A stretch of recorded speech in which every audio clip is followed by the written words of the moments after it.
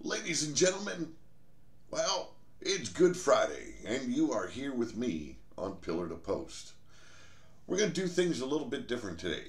Now, usually you guys would get some wrestling content from me, but today we're going to do things my way. Um, so, as you guys know, you can see the book there on the screen. I am promoting Wasteland. It is a newly published post-apocalyptic book of short stories. 5 authors, as you can see there on the screen, took part in this. Abigail Hain, E.J. Quinn, Angel Rose, myself, and New Icon. Um, I have enjoyed every story. I got to read these firsthand as I took part in editing, as well as my wife, and just had a good read overall.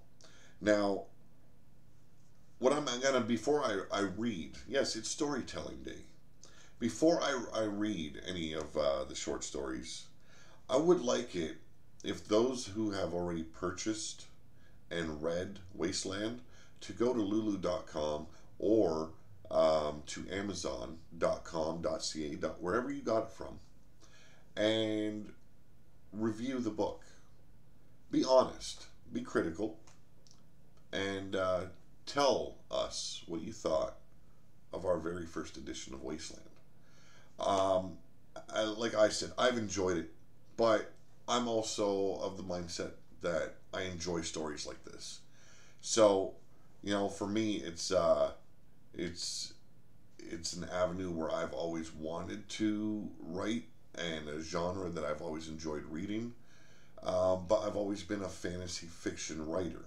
I enjoy being able to create my own world and bring other people into that world. Wasteland was very similar because it's post-apocalyptic, so nothing of the old ways would exist anymore. There would be no United States of America. There would be no more Canada. There would be, no more Germany, so on and so forth. People would, new leaders and powers that be would begin to build their own cities and rename them. It wouldn't just be things that were from the past. Why live the past when the past was so bad and destroyed what we all love? So I enjoyed that. Now, before I get into reading, I'm also going to explain a little bit of the Wasteland. See, to me, the Wasteland would not be a friendly place to live.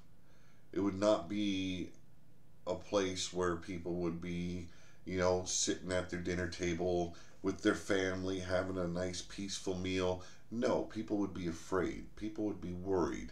People would be, finding different ways to survive. There would be violence. There would be blood. There'd be massacres. There'd be overthrowing of the powers that be.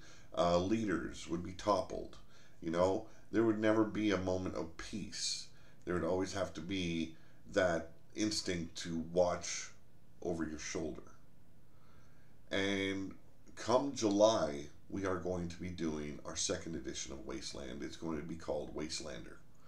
And it will be another book of short stories. Every author that is on that screen right now has agreed to return. They will write their version of what they believe is Wasteland. And some of them already stated that they want to continue the story that they did for the first edition. So you guys all get to know the characters a little bit more. Me, on the other hand, I like to move around the Wasteland a little bit. So I'll be writing the guy that's on the cover. I want to bring him to life. I'm going to turn him into a character for the Wasteland. So his origin story is going to be the first story in Wastelander. And I usually do 2 stories. I did 2 for Wasteland. I'll do 2 for Wastelander as well. So it's going to be based in the Wasteland Penitentiary. Now, why would they have a penitentiary if everyone's just basically a renegade? Well, there are certain people that are just a little bit too violent for the Wasteland, and I see him as that. Also, I'll be doing a story um, about the Savage Empire, a new city. Well, it's an old city, but it's a new city for Wasteland stories. And I want to bring that to life a little bit. But today, like I said, Wasteland. We're going to read you a story brought to you by Big Dog Publishing. That is our logo on the back. And I think I'm going to read the very last story. This is the one I wrote. It is called The Escape. Now, you're going to hear some squeaking going on right now. I need to get a little bit comfortable to read to you The Wasteland. So, although the Wasteland is a ruthless, ugly, and inhospitable world, there is beauty yet to be discovered. From the magnificent forests and clear waters of Warrior Nation to the abundance of bright lights that stave off the night in Neon City, the Wasteland can be seen as a wondrous place still, if one is searching for such beauty. This tale has no such beauty, for within those beautiful places lurks an ugliness that the weak fear above all else: people. Even within the most horrible places in the Wasteland, the night sky is the most glorious sight to behold. On this night, however, a lone figure desperately uses the stars to find his way to safety, every sound making him dive for cover, or when cover is scarce, diving into the sand to quickly hide. The silhouette is that of a man, his hair unkempt and his beard looking more of a bird nest than what it actually should be. He is most likely the oldest man on the planet, having told tales of times long past, far before the earth had turned into this dried up hell. None knew his real name, nor would he share it. He was simply known as Darius the Immortal, and now he was on the run and in dangerous territory. The dungeon that he had called home for the past few generations was safer than this hell he had mistakenly stepped foot into. 30-odd years had changed so much. How was he to know that the barrens had become larger? How was he to know that the walls now surrounding these dreaded lands had expanded due to these bastards breeding and experimenting on each other? The zombies he didn't really need to worry about. They were slow and mindless. It was those blasted cannibals that had spotted him that he had to avoid or contend with if he were to escape these treacherous lands. They had spotted him shortly after slipping over the wall. He had managed to snap the neck of one, but the others were far from scared of his fighting skills. Even an immortal such as he could still perish under the right circumstances. Being devoured by a horde of cannibals would definitely be one way, not exactly the death he wished to experience. For he knew all too well that these sons of bitches would not kill him before feasting upon his flesh. So he ran, not knowing his exact location or his destination. A landmark of sorts might aid his immortal being, or this immortal being. However, with the night at its fullest and these lands being quarantined for everyone's safety, these vile creatures had destroyed almost everything inside the walls. No landmarks or structures remained that could aid him in his plight. Many things happened during the fall of civilization.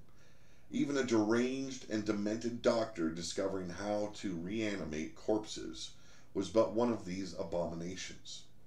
It had been a time that the entire world had banded together, but seeing the war against these zombies failing, walls were quickly erected and the lands within being named the Barrens. "Where is he?" one of the cannibals hissed through filed sharpened teeth. "I is hungry." "You cannot hide," another voice calls out. "We'll find you soon." Lying as still as any living being could possibly try, Darius opens his eyes to see where these predators stood. He finds himself staring up at a pair of testicles. If the savage began to urinate, he would be quickly located as the sands he lay beneath would quickly wash away.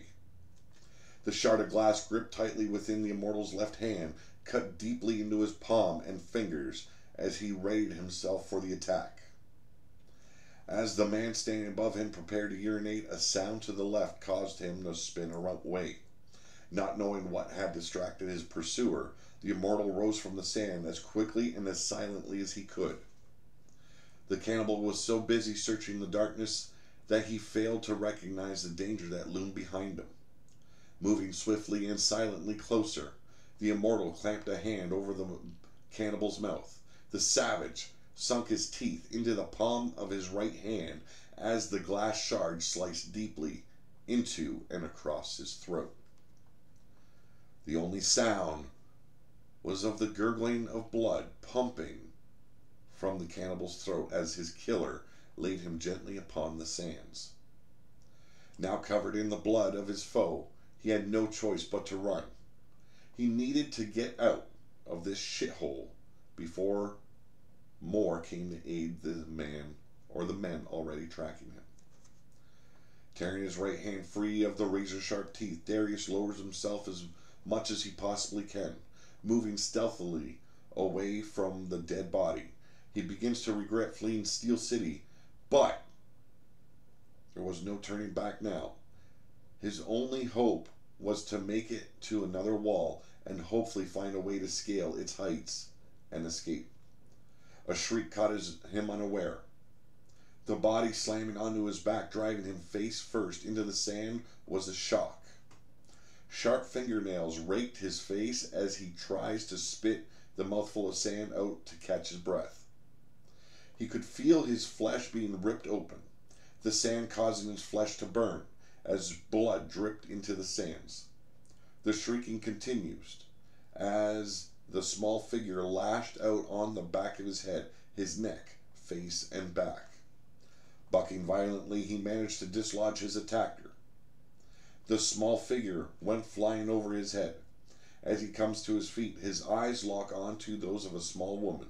The savage is completely nude, scars marring her small frame.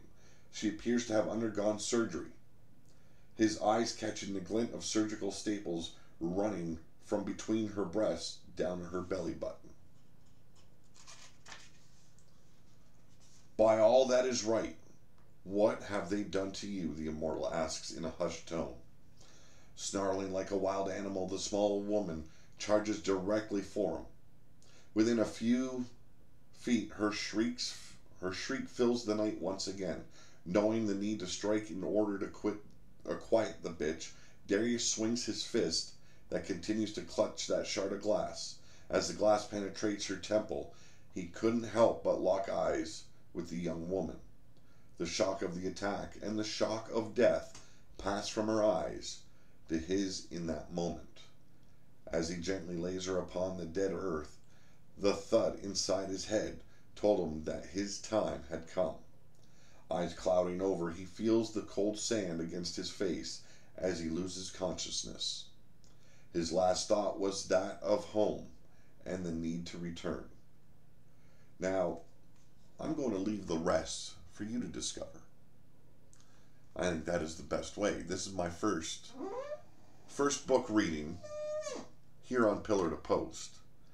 I hope you enjoyed it, and I hope it intrigued you enough to visit amazon.com.ca, wherever you live, purchase yourself a copy, because I've got another story in there, as well as those from the other authors, Abigail Hain, E.J. Quinn, Angel Rose, and New Icon. Great stories hiding within for yous. Definitely check it out, people. Definitely. I hope this helped promote the book. I hope it intrigued enough viewers to step up, support our new endeavor here. I call it our new endeavor because, frankly, without the other authors and those that could possibly join us, it wouldn't have come to be. It would be 2 short stories by myself. I want to thank each and every one of you for sitting here, listening in, and I hope I hope I did the book justice. I don't usually read aloud.